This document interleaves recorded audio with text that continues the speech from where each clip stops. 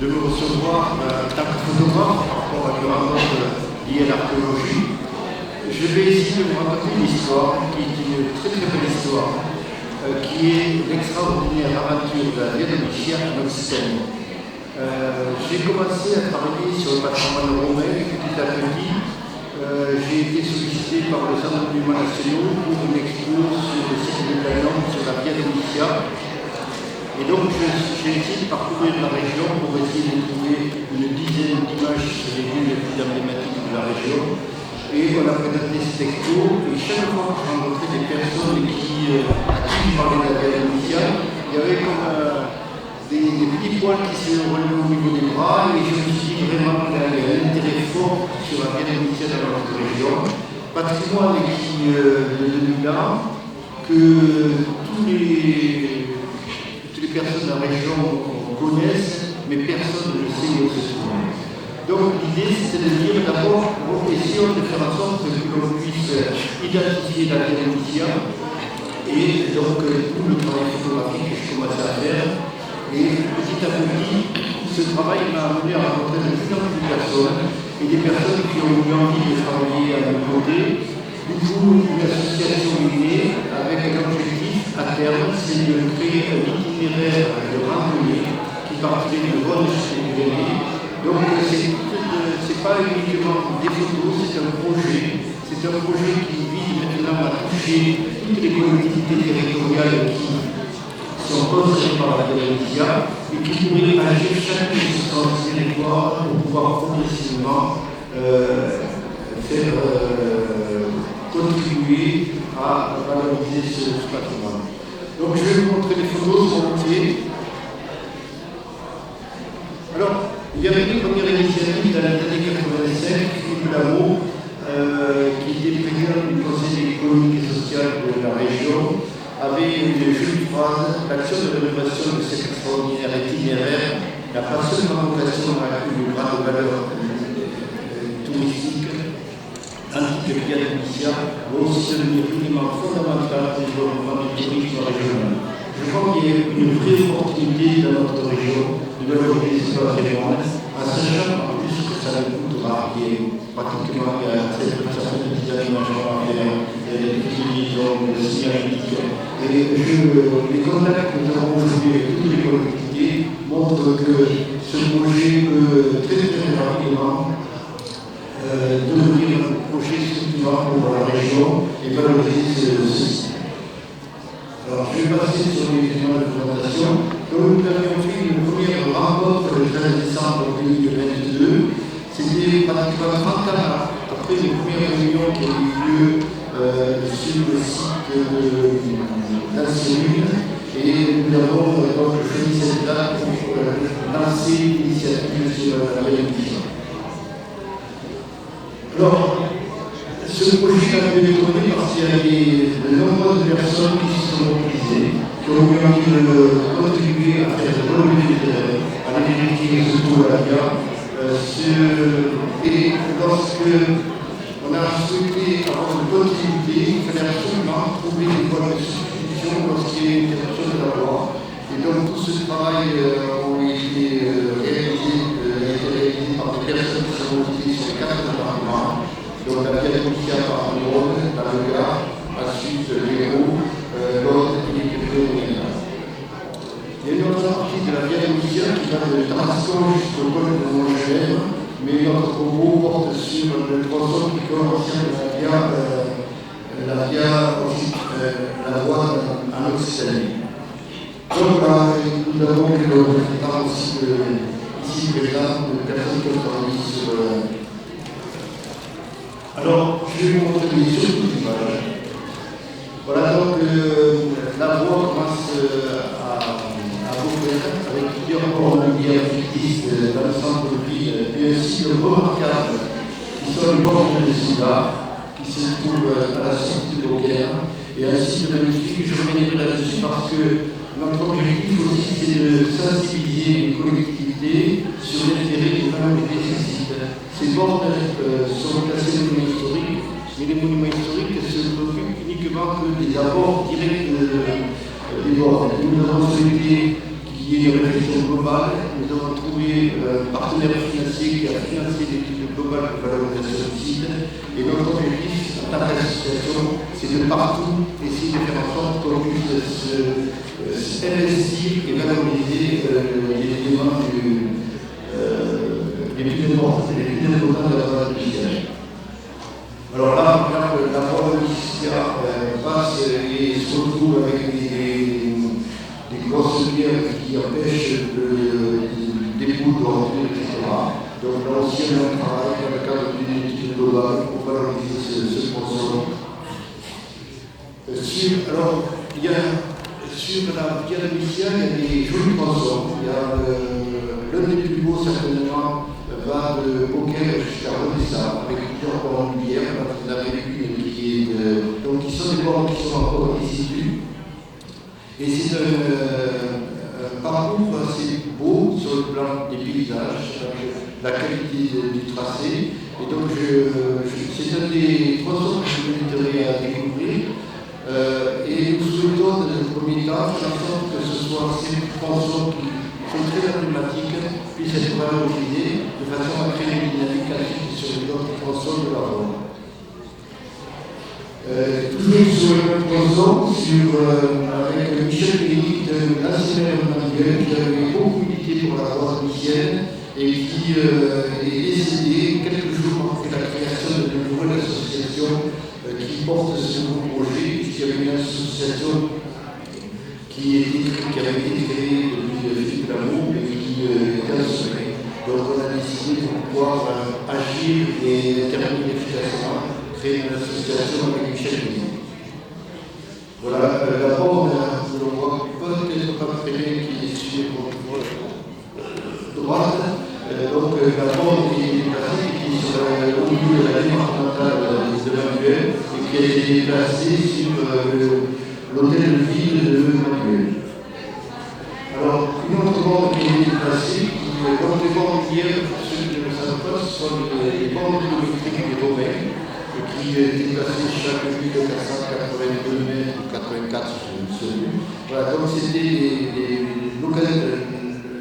la façon pour les Romains de savoir où ils étaient dans le parcours, et souvent c'était des bornes qui indiquaient les distances ou qui étaient en l'honneur de la certain de Donc on est toujours sur le cas. Alors l'entrée de Nîmes se fait par la porte ouest, qui était donc l'entrée par la droite. Là on a le tracé sur le gare, avec la première partie sur la droite qui est les tronçons entre Beaucaire et Redessa, et l'autre partie qui va jusqu'au milieu. L'intérêt pour travailler sur la via Golycia, c'est que les Romains n'avaient pas de difficulté de foncier ou d'enquête publique, ils traçaient droit. Lorsqu'on regarde une carte d'état-major, c'est simple, on voit le ligne droite et c'est souvent le tracé.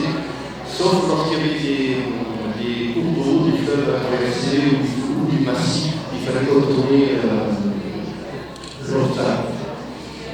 Alors, l'objectif, c'est que l'on puisse marcher le long de la voie romaine, mais aussi découvrir des sites romains dans les différentes villes. Donc, notre préoccupation, c'est de réfléchir avec les villes. Vous savez, on fait ce travail avec la ville de Nîmes, pour savoir comment on peut accompagner le marcheur à la traversée de la ville, quels sont les éléments qu'il faut absolument voir, et surtout, indiquer comment on sort de la ville pour retrouver les tronçons de la voie lycéenne. Donc, c'est ce travail qu'on fait avec la ville de Narbonne, avec la ville de Montpellier, avec la ville de Nîmes. Et voilà, donc ça c'est aussi le travail qu'on est en train de mener. Là, nous sommes toujours dans le gare à Berlis, avec la reconstitution du port. La porte de Luchot, qui est toujours dans le gare, que l'on voit juste derrière le petit chien, c'est une porte qui est là depuis l'origine, donc qui a pas changé de nation, mais qui est particulièrement ignorée de l'État. Parce que la porte est là, mais on demande juste pour la porte, on ne sait pas forcément. Une autre porte qui a été réutilisée avec l'île. Donc on passe sur le haut, avec le pont à croix qui permet de franchir le Guillaume. Ce été démoli en partie, à cause des crues. Mais si vous avez vu des femmes, il y a des toiles de côté, on voit le pont à droite avec les deux arches, la sépulture. Et pour faire cette photo, j'ai imaginé une relation avec le travail de côté. Je me suis dit, tiens, ce serait bien pour être un peintre en train de dessiner, de faire l'arche qui reste. Voilà, l'objectif pour moi, c'était aussi de donner un peu de contenu à cette image. Particularité de mon travail, pour faire cette photo, je pose l'appareil photo au sol, ce qui me permet de mettre avec beaucoup plus d'importance du personnage dans ces photos et dans un nombre de cas, il faut peut-être plus tard que les vestiges eux-mêmes. Voilà, donc ça c'est une technique que j'ai adoptée sur ce projet. Alors là, nous sommes à Fabrègue, un tout petit chemin de ville qui est sur la place de la voie, à Montbazin, avec une borne mobilière qui était aussi qui est à la tête de la commune. Là, nous sommes sur le secteur de Pigné. C'est un secteur qui a été privilégié par Philippe Lamour. Donc, à partir d'un exemple de borne mobilière qui a été retrouvé sur le territoire, il a été recomposé à l'identique 8 bornes qui ont été posées à l'emplacement des bornes suivantes. Donc là aussi, si vous voulez découvrir un joli tronçon dans la guerre Mission, vous pouvez aller sur Pigné, mais vous avez un tronçon qui fait des dizaines de kilomètres, c'est très agréable. Et il y a une association qui s'appelle Synaria Métécolté, qui surveille, qui organise chaque mois une visite le long de la voie. Et donc je vous invite, si vous avez envie de découvrir un tout joli tronçon, de prendre contact avec cette association. Voilà, une des bornes reconstituées, qui a passé à l'époque par Philippe Lamour. Et vous découvrirez sur le site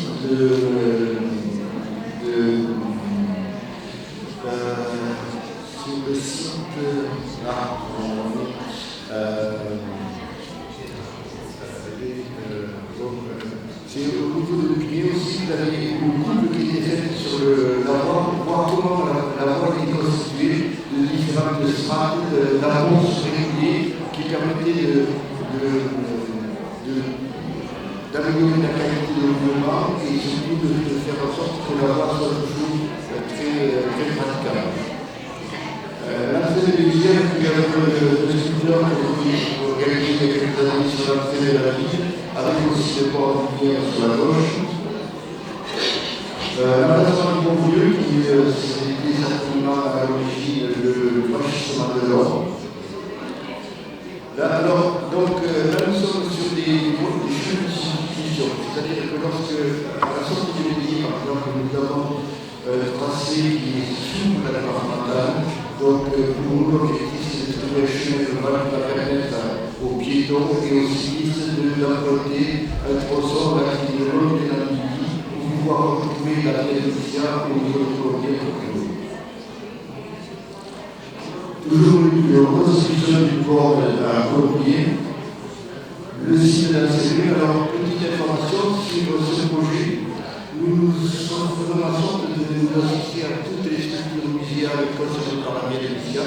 Donc, on travaille avec le musée de la République à Nîmes, avec un Montsou, où nous venons de faire la fête de la vieille Lucia il y a quelques semaines, avec le musée d'Ancelui, avec le musée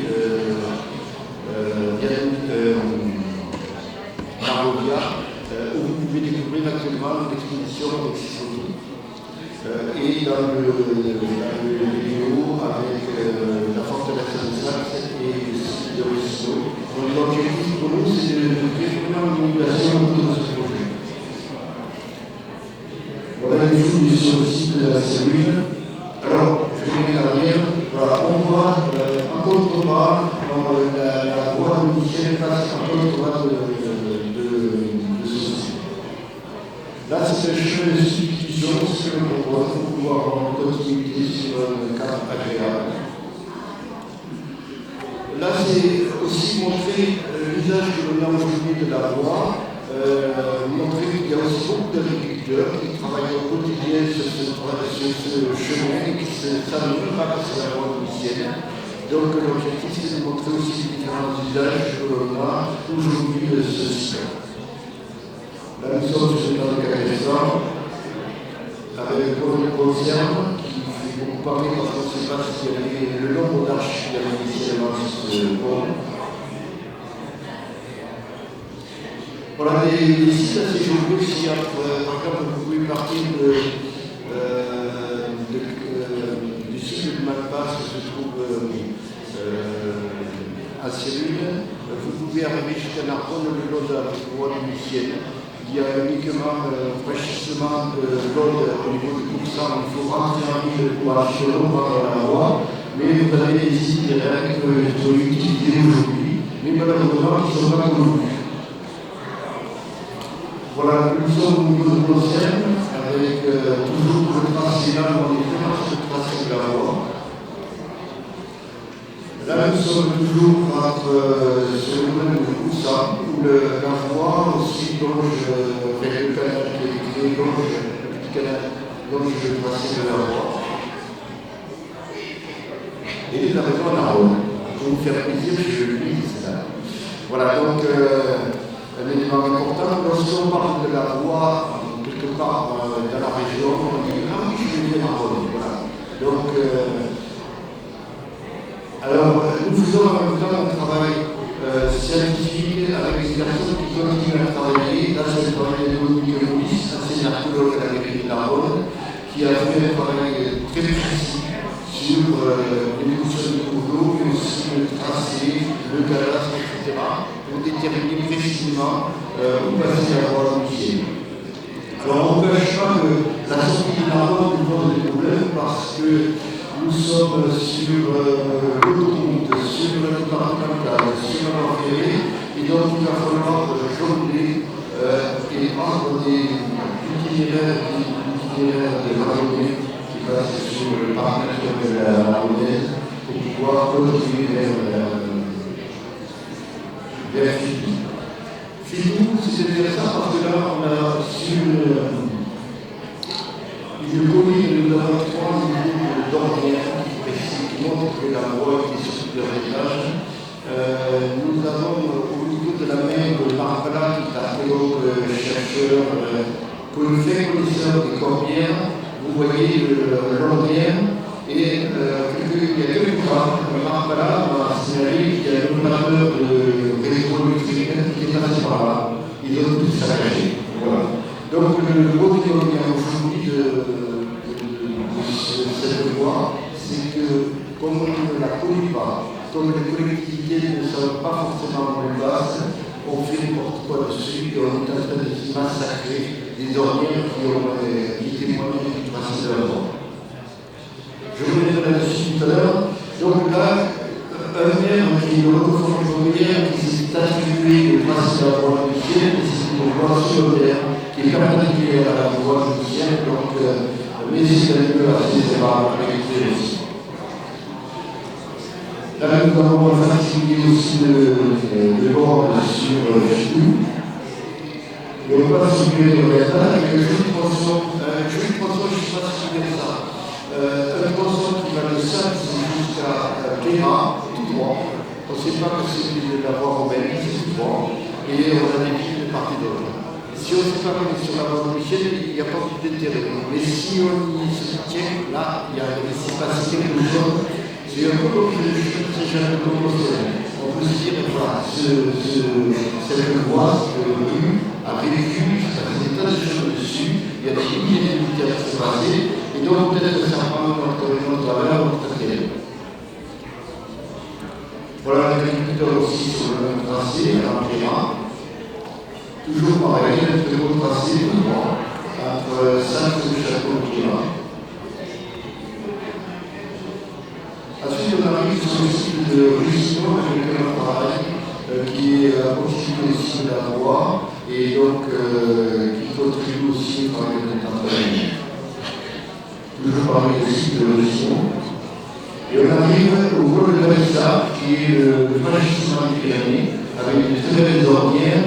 Et voilà, et donc la voie qui s'arrête au niveau de la frontière, c'est-à-dire qu'elle devient la via Augusta à partir du col de la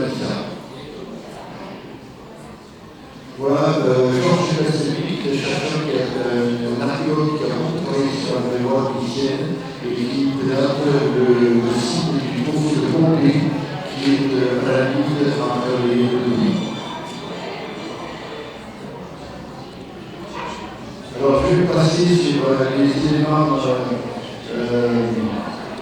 Notre objectif à partir de là a été déjà de vous montrer que la voie existe. Elle est là, je vous l'ai montré en photo. Si on veut avoir une continuité et un cheminement le long de la voie, il est nécessaire que les collectivités territoriales s'approprient le projet. C'est elles qui vont pouvoir intervenir, agir. Donc ce qu'on est en train de faire, c'est de rencontrer les différentes collectivités à partir des éléments de diagnostic. Donc il y a un premier élément qui a été réalisé, c'est une cartographie accessible en ligne qui permet de vérifier, de tracer et de voir tous les chemins, toutes les voies de liaison que l'on propose pour pouvoir avoir un continuité sur l'ensemble de la région. Donc nous avons une cartographie, nous avons des diagnostics ponctuels pour pouvoir solliciter les collectivités et nous prenons les collectivités pour pouvoir faire en sorte qu'elles puissent s'approprier le projet. Alors, il fallait que les collectivités aussi puissent manifester leur intérêt pour le projet. Donc nous avons inventé un manifeste pour la Via Mafia que l'on adresse aux collectivités pour leur demander de le signer et de montrer leur intérêt. Donc il y a la présidente du conseil départemental de l'Aude qui a signé le manifeste, il y a le président de la Gaulle et le maire de la Gaulle qui a signé le manifeste. On a toute la région, nous avons en sorte que ce manifeste soit signé. Nous sommes à 2 tiers des communes concernées qui ont signé.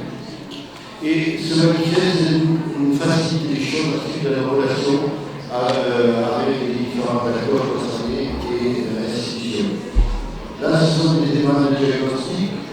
Alors, un exemple très concret sur le site du port de Sida, on a proposé à l'entreprise qui exploite l'accord de carrière à la proximité, elle finance l'étude globale de l'organisation du site et nous avons fait appel à un boulot d'études spécialisé en aménagement paysager pour pouvoir faire des propositions. Et nous avons fait une présentation de différentes collectivités et la communauté de communes va s'approprier le projet de l'organisation du site.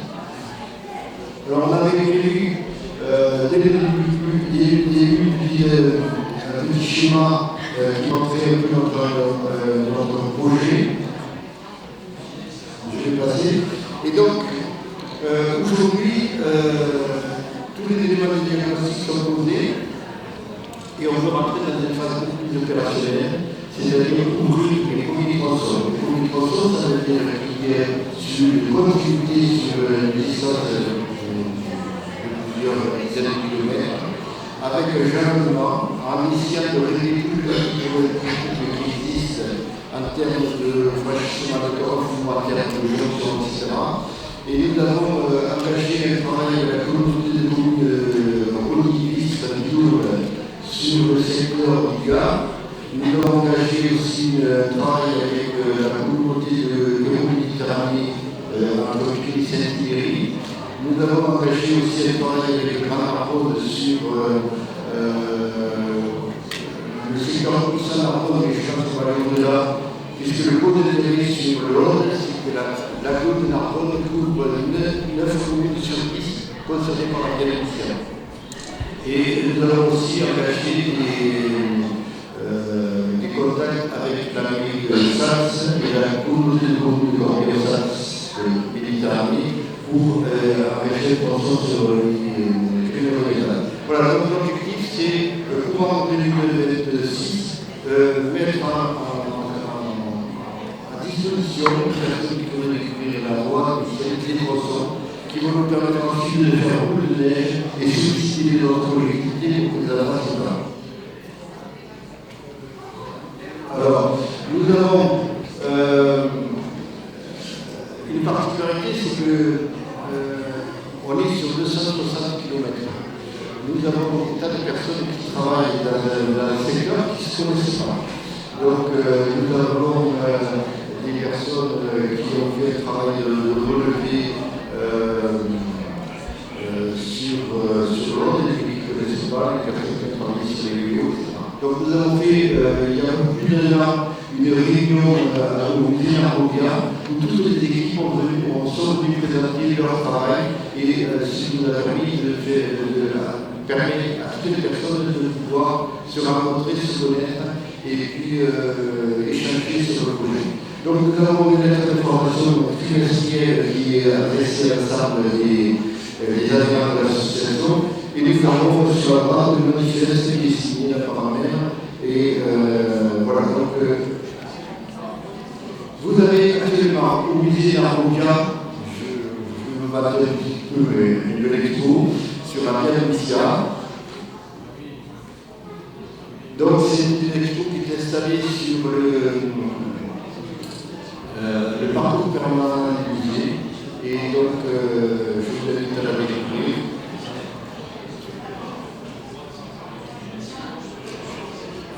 Voilà, donc des très grands formats qui sont installés dans le parcours du musée. Donc, pour accompagner ce projet, donc, il y a eu une première publication qui a eu lieu à l'occasion d'une expo sur le site de Canon où on présentait certaines photos. Et ensuite, quand il y a eu vraiment cet engouement pour ce projet, est née l'idée du bouquin photo sur la Via Domitia qui reprend la plupart des photos qui sont là et qui, surtout, à mon avis, le point d'intérêt, c'est qu'il y a des témoignages de toutes les personnes qui ont travaillé, archéologues, historiens, passionnés, qui ont travaillé sur le projet. Et chaque fois, sur chaque photo, vous avez des commentaires avec les lieux, avec des informations sur les lieux, et dans certains cas, avec des itinéraires à découvrir. Donc, le livre est distribué aujourd'hui. Alors, comme je veux bien les histoires, je veux bien les projets, et cette initiative aussi commence à faire référence, c'est-à-dire le contact d'autres régions, et récemment aussi on a été contacté par Carthagène en Espagne, qui est intéressé par le projet, et donc on s'est mis à rêver, on s'est dit pourquoi on ne s'habituerait à Lusitanie, pourquoi pas aller au-delà. Donc, on a aussi dit que la Via Augusta, qui va jusqu'à Carthagène et au-delà, il y a la voie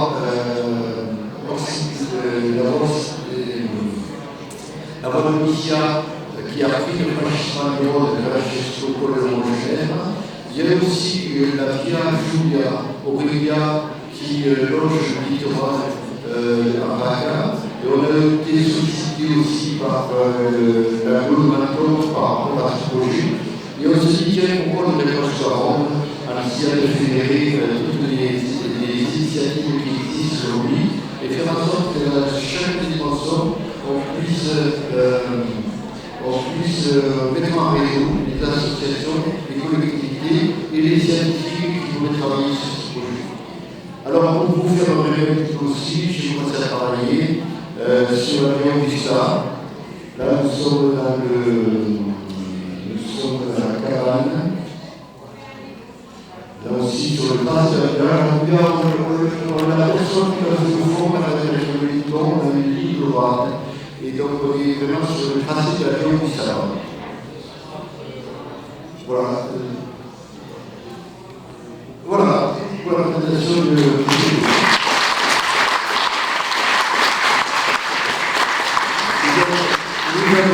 nous avons besoin de toutes les énergies, que ce soit des personnes qui fassent le volet au niveau des collectivités territoriales pour les sensibiliser à ce patrimoine, que ce soit des associations qui vont animer chaque tronçon qui peut être mis à valeur. L'objectif, c'est qu'il y ait aussi des découvertes des tronçons, etc. Donc, et puis sur l'énergie qu'on est en train de mobiliser avec une association d'une centaine de personnes. Voilà, on a besoin de toutes les énergies pour travailler de façon efficace sur l'ensemble de la région. Merci.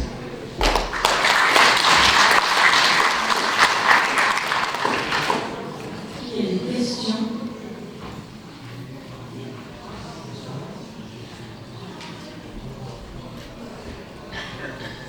Bonjour, est-ce que vous pourriez nous donner le nom de votre association? Alors là, l'association s'appelle Via Domitia Collectif Occitanie et j'assure la présidence de l'association.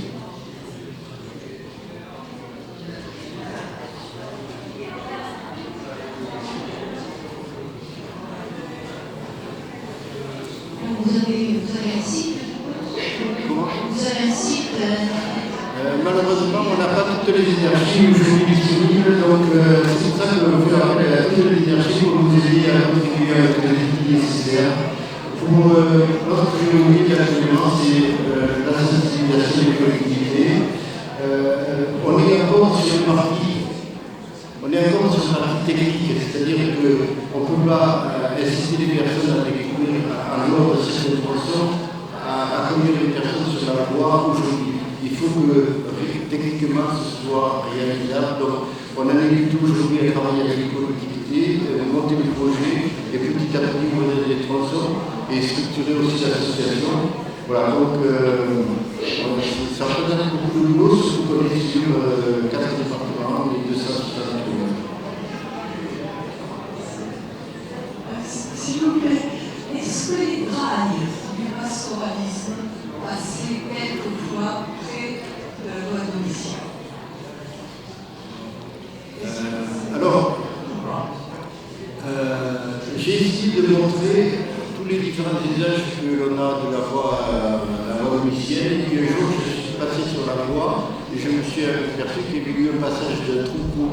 Donc, je me suis renseigné pour savoir qui étaient les troupeaux. Donc, j'ai rencontré le berger. Et le berger, effectivement, avait une bergerie à proximité. Donc, lui, je pense qu'il n'a pas fait dans notre région, on réunit autour de la bergerie. Et je pense pas qu'on soit sur des cheminements. Voilà, donc j'ai voulu aussi illustrer dans le livre la présence aussi d'élevage sur le long de la voie.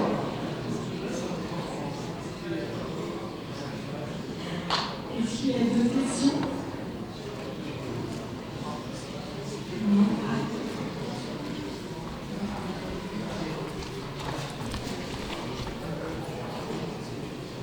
Juste un classement au patrimoine qui est envisagé ou déjà fait, et puis il faut demander à l'Europe quels sont vos rapports avec le travail qui est en Italie. Alors, on a les très loin du classement parce que déjà peu de personnes, y compris les maires, ne savent pas où se trouve la voie officielle sur leur territoire. Donc, notre objectif, c'est de montrer qu'elle existe, c'est de faire en sorte que les collectivités servent de prix d'aménage et lorsqu'on sera sur une vraie destination comme les soldats ou Stevenson, on pourra peut-être envisager une demande de classement. Mais ça va varier beaucoup d'énergie aussi pour obtenir le classement, mais à condition qu'on ait quelque chose à montrer de pratique pour le randonneur ou les destinations qui sont pratiquement achevées. Donc, pour l'instant, les échanges avec les autres pays sont de façon un peu formelle. J'étais sur un rencontre avec l'Afrique à Nîmes il y a 2 jours. Donc, on a rencontré des collègues italiens. Donc, petit à petit, le réseau se fait comme ça. Et tout ce qui a été fait là, c'est fait avec 0 centimes. C'est-à-dire que c'est l'énergie de toutes les personnes qui ont permis de faire ce travail. Moi, en tant que photographe, j'ai pris en charge mes propres travaux, mes propres expos, et tout le travail qui était fait dans la condition de relever le terrain, personne n'a demandé à se faire rembourser les frais de déplacement, et on est sur une association qui n'a aucun bilan financier, puisqu'on a des dépenses à zéro, mais on a une énergie qui est débordante, et des personnes qui ont envie de s'engager, et voilà, s'engager sur le